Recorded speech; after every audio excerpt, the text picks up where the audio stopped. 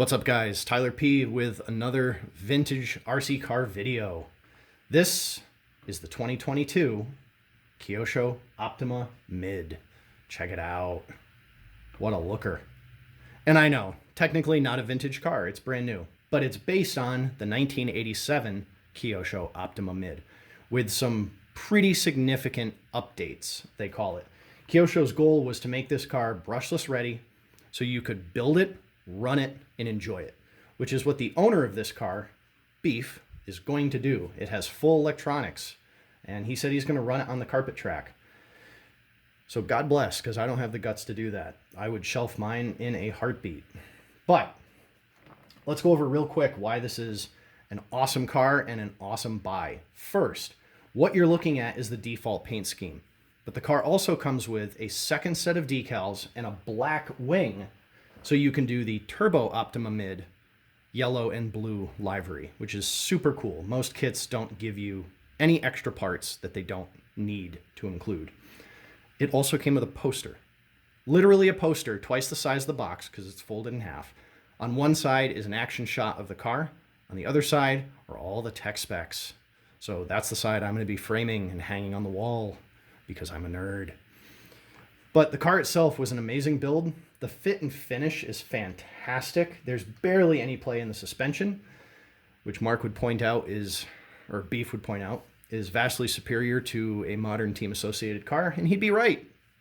But that's okay. Joke's on him, because I put associated diff fluid in this, because it has front and rear gear differentials.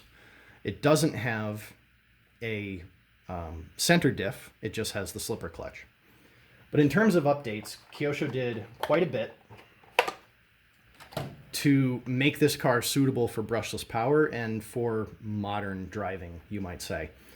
The shocks now have threaded collars on them, and I will say they are buttery smooth. I was super impressed by how great these shocks felt. What else did they do? The belt has been updated. The belt covers have been updated to better seal the driveline from dirt and debris. The slipper clutch, I'm not sure if the original had one or not, but what's in the kit is really, really stout. So I have no worries about this handling brushless power at all. What else? The original shock towers were aluminum. These are now FRP or fiberglass. And since this is a runner, it has a 482 Sanwa receiver, Team New Wave 13.5 motor, which I think is going to be perfect for the application because they're nice and torquey. And we did just your bare bones Hobbywing XR10 ESC. But to make the ESC fit, I will show you guys real quick. So here's where the battery goes. It runs transverse across the car. To get this to fit, what I had to do was lay down all of the power wires. So you can see now they basically run this way out of the ESC, and I was able to loop them back into the motor. So this thing is basically ready to rip, and I can't wait to turn it over to Mark and let him have some fun with it. Hopefully we'll get some footage of him running it on the carpet track once the weather cools off and we head back indoors. So that's the deal, guys. If you have any love for the vintage stuff, strongly recommend picking one of these up. It was a great build. The quality is super high, and what you get in the box is just second to none.